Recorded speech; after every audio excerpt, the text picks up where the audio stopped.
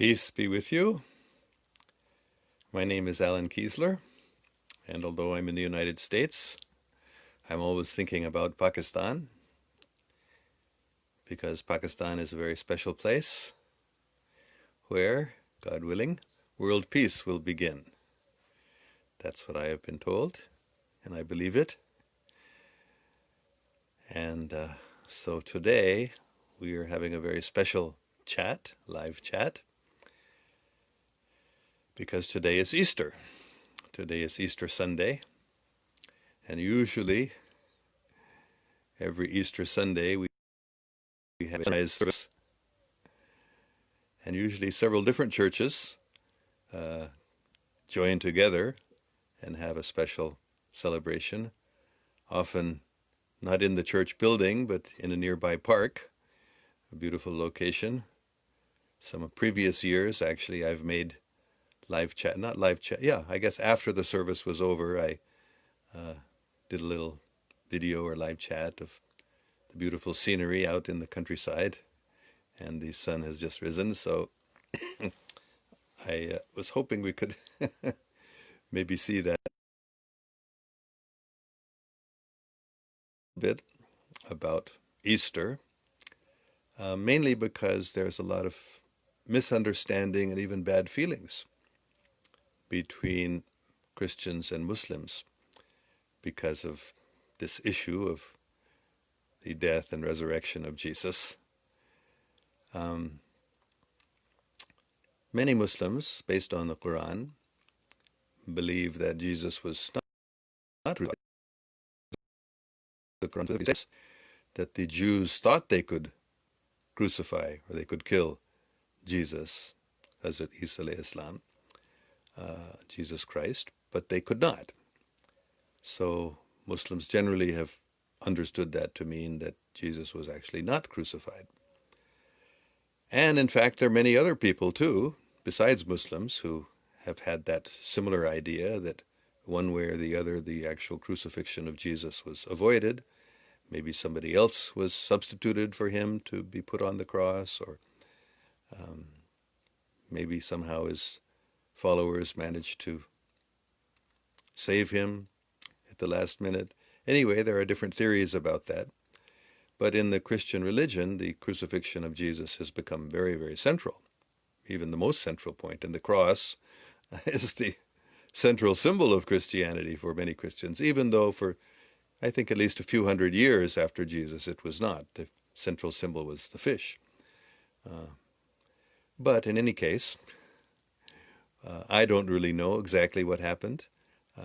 Even in the Bible itself, in the New Testament, the Gospel versions, there are little slight variations on these stories of this Easter day, exactly how his followers, especially Mary Magdalene, is the chief one who went to the place where his body was said to have been buried, and she discovered that he was not there, and then she had a vision or an appearance of him. She didn't even recognize who he was, but Jesus appeared to her on this Easter morning. So what exactly happened? For me, that is secondary. But the important teaching of the Quran in this regard is that the Christian world has misinterpreted or misunderstood the central message of Jesus. Christians generally worship Jesus, even as God or as the Son of God. And that's not really what Jesus was all about. That's not what Jesus himself taught. Jesus taught we should love each other and we should follow his message, not that we should worship him. So what the Holy Quran does, very expertly even we could say, in a very intelligent way or in a very well thought out way, or anyway planned by God, I guess we could say, in order to save people, you might say, or correct that misimpression that people have had, that the central fact in Jesus' life is his crucifixion and resurrection. The Quran set that aside. That's not so important. What's really important is Jesus' teaching that we should love each other and serve God. So that is really what Easter is all about for me. That message that Jesus gave, that God is great, Allahu Akbar, and that we should follow his example of being willing to sacrifice ourselves for others. We should love others so much that we're willing even to sacrifice ourselves for them. That is the message that I get from the Easter, that nothing can conquer love. Not even death can conquer love. Not even hell can conquer love.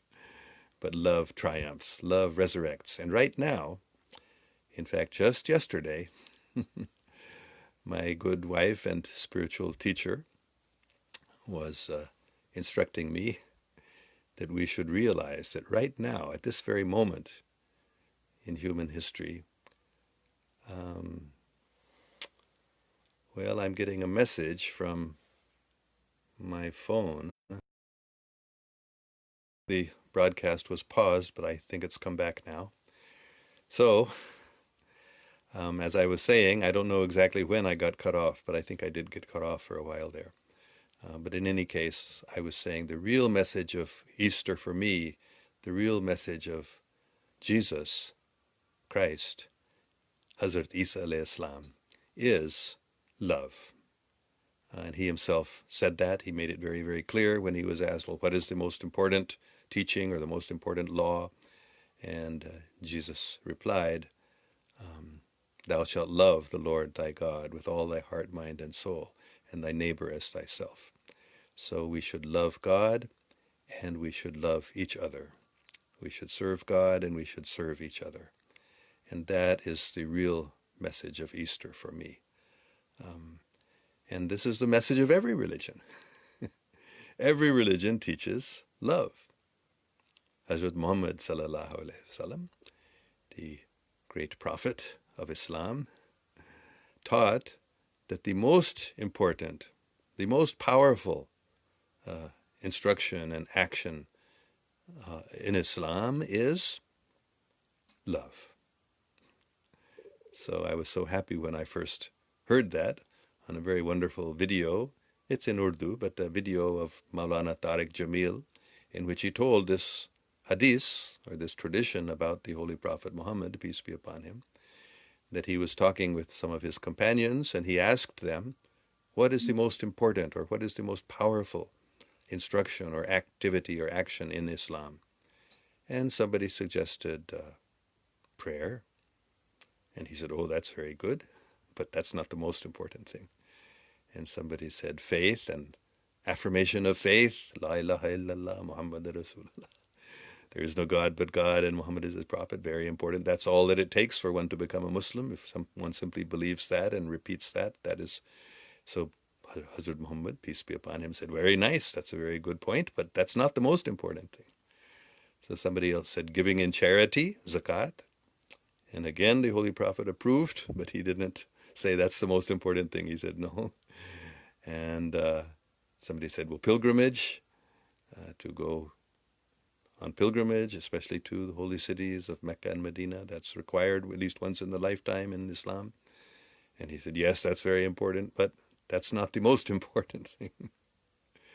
So in this way, fasting also was mentioned, all the pillars of Islam, and anything that they could think of that they thought would be the most important thing they suggested. And in each case, the Holy Prophet, peace be upon him, said, no, that's not the most important thing. So finally they said, well, you tell us, you know better. You tell us what is the most important, what is the most powerful thing in Islam. And he replied, I'm saying it in Urdu because this is how I learned it, then I'll translate it. Islam ka sabse mazboot amal hai, muhabbat. The most important thing, or the most powerful thing in Islam, is love. So this is in every religion. Prema pumarto mahan. In Hinduism also, prema, love, is the greatest activity for human beings. So love is the essence and the most important teaching in every religion. So I'm very, very happy on this Easter morning when the sun is just coming up. Actually, it's already risen, but I was hoping we could see that. But in any case, love. That is the real teaching of Jesus and of every religion. And that's the real message, for me at least. That's the real message of Easter. That love conquers everything. Love is the most powerful force. Love conquers death. Love conquers hatred. Love conquers everything. So, happy Easter. And we should all be very happy. And I was saying how just yesterday, my good wife and spiritual guide was reminding me, or explaining to me, you might say, we were talking a little about what is happening in the world right now, and also that today, yesterday would be tomorrow, today is Easter. So she was saying how this is a very special time in the world right now. Not only these holy days are here, but something very special is happening in the world. You might say it's the mercy of the COVID-19, the new coronavirus has come at a wonderful time to remind us all that this life is fleeting. We don't know. Well, of course, we should not be afraid, like the mass media is hyping up fear. We shouldn't be afraid. But we should know that we have done things wrong also, the whole world. We means the whole of humanity. We have been very forgetful about what's really going on.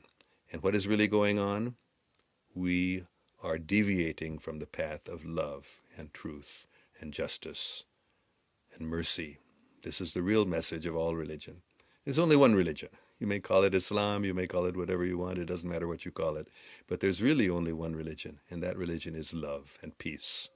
That religion is kindness, compassion. That religion is truth and justice. So that, my wife was reminding me yesterday, love and unity and connectivity, connection. Love means connection.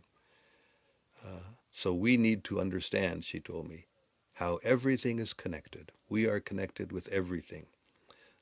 We are connected with the earth, with the ecosystem. We are connected with nature.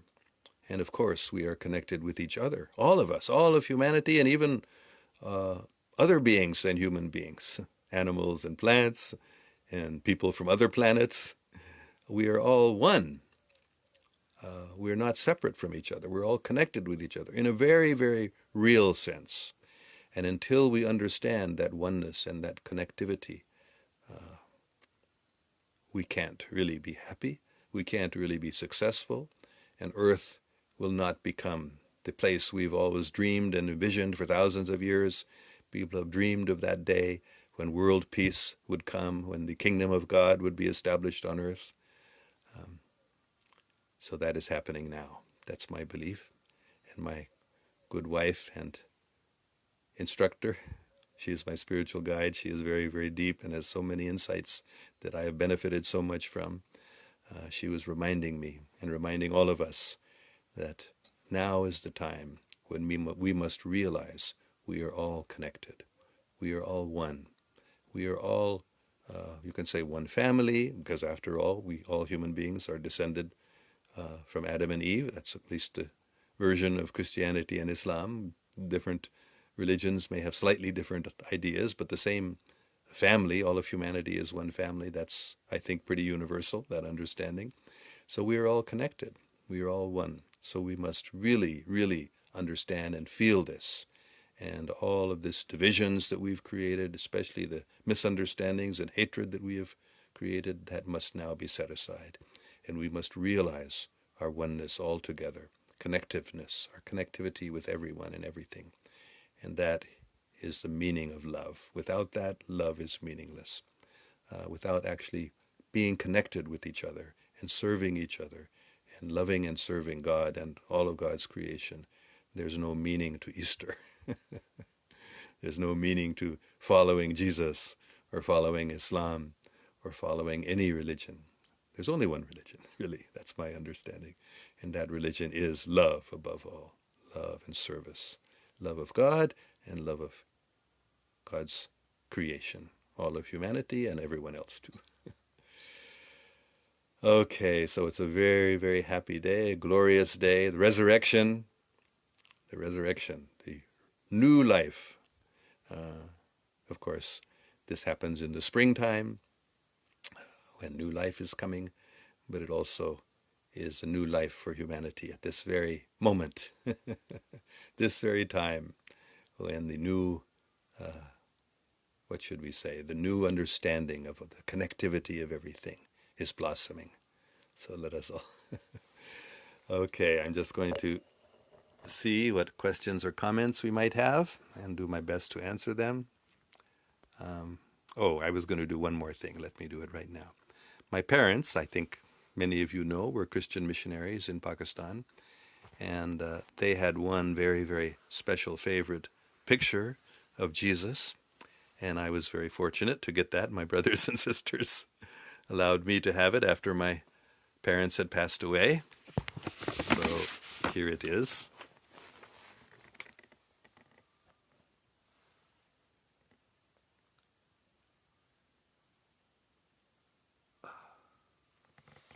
I love to look in Jesus' eyes and see his mercy and compassion and love. So I'm going to give everyone another chance. I wonder if I can make the lighting a little bit better. So there we go.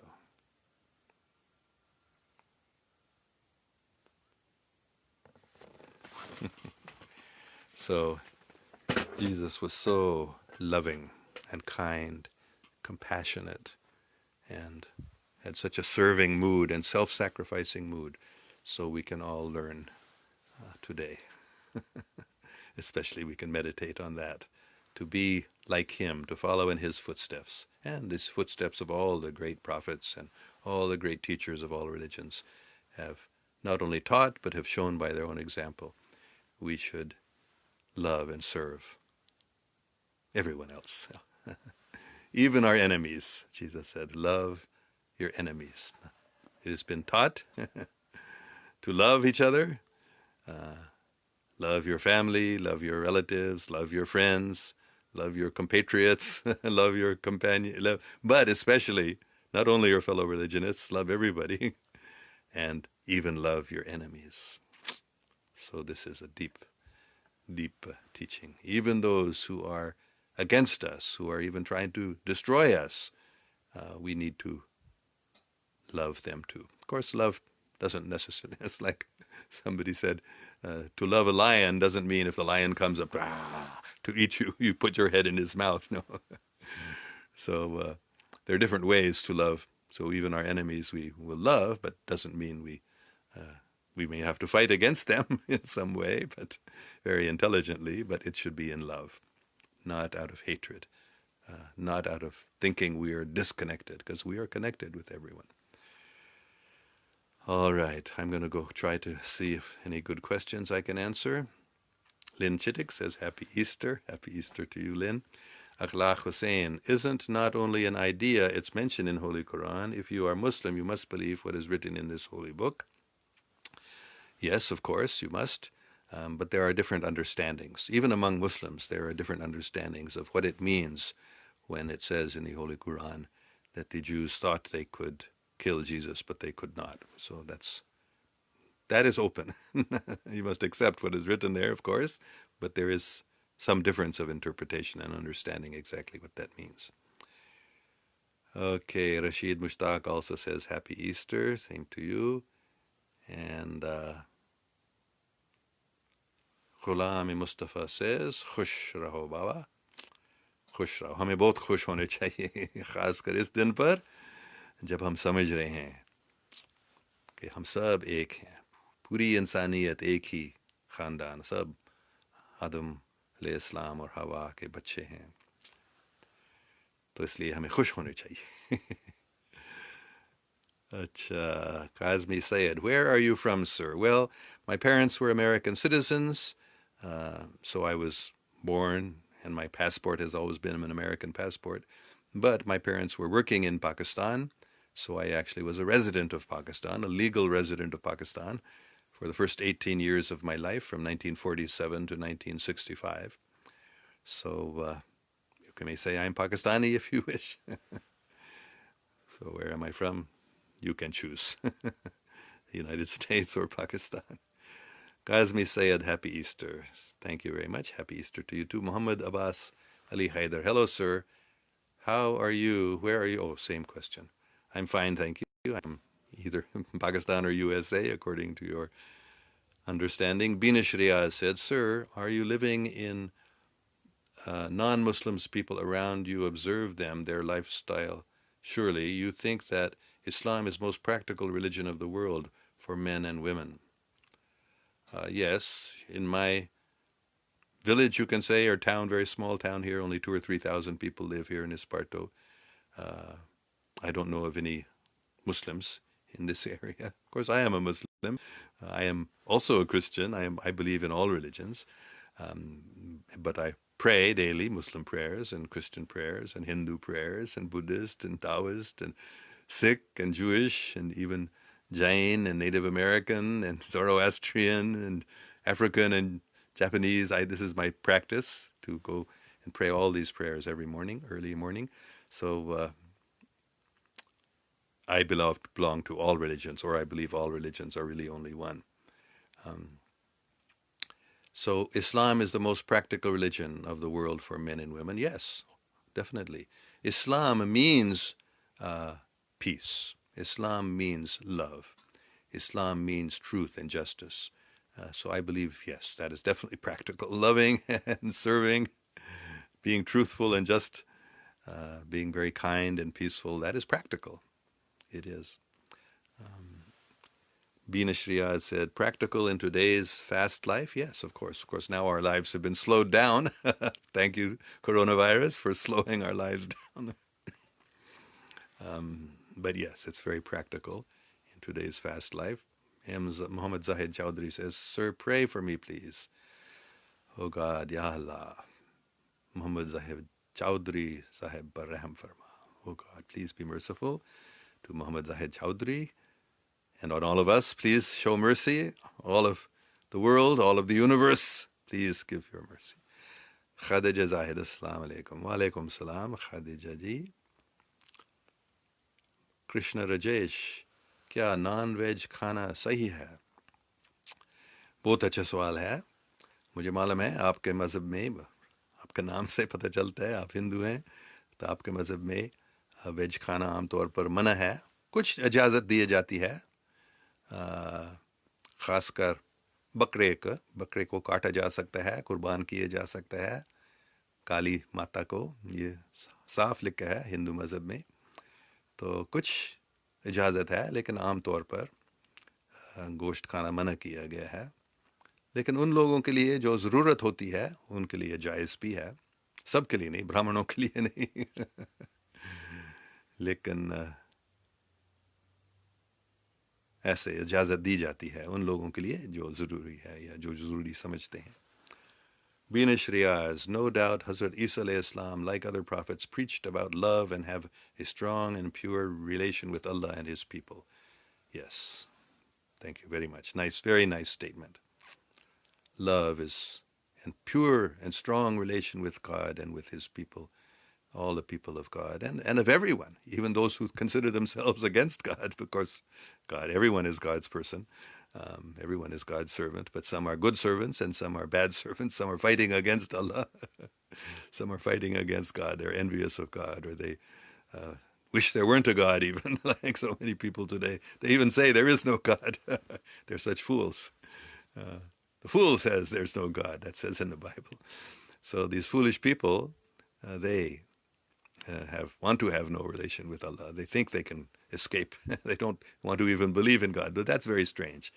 As I've been asked many times, and I've said many times, in most planets, not only in our solar system, in our galaxy, even in other galaxies, the information has come that almost everywhere people know there is a God, a supreme source of everything, and they worship Him in their own ways, many different ways.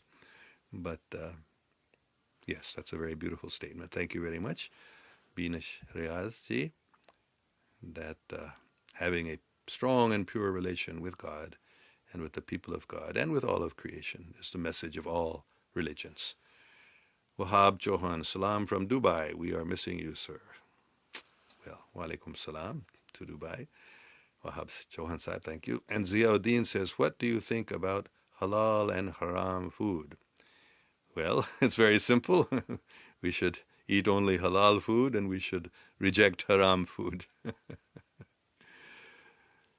Okay, anyway, thank you all very much. I think I'm going to do one more thing because it's so beautiful.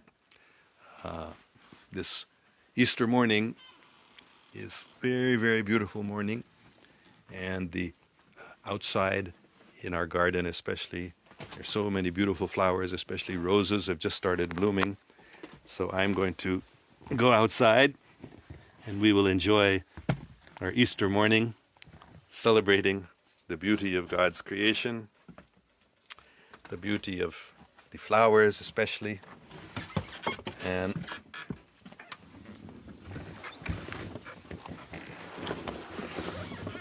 you can see first flowers greeting us as we come out here. I think I'm going to turn this around so it can be easier for me to show all the flowers. Here we go. The sun has already risen. We can't quite see it because of the clouds, but isn't it lovely?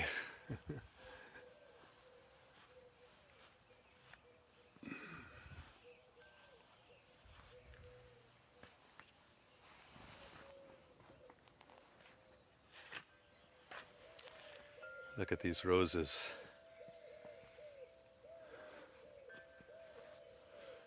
And all these. And some poppies.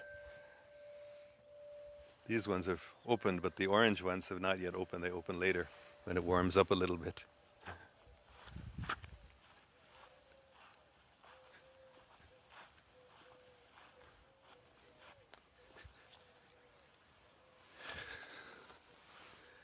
We will go over here. There's a beautiful lavender bush.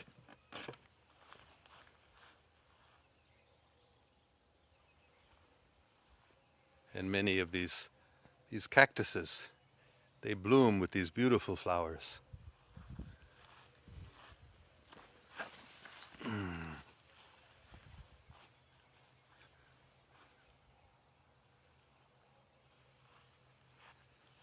And this is a status. Such a gorgeous, incredibly beautiful flower. Look at those blooms.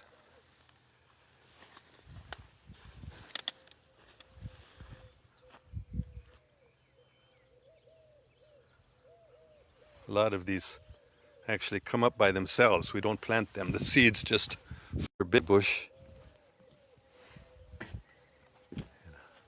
The birds are also all coming.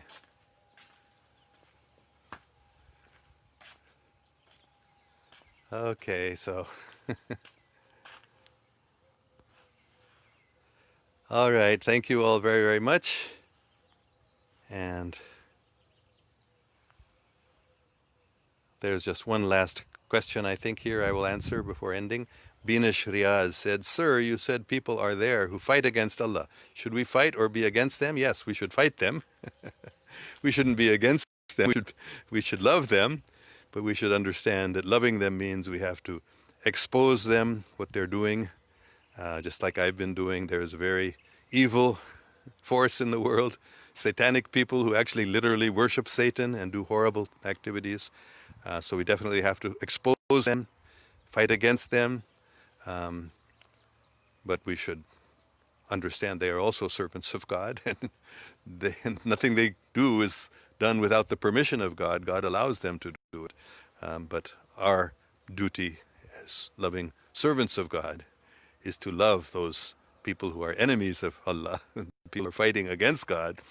We should fight against them, definitely. That is our love for them, and that is our service of them and of God.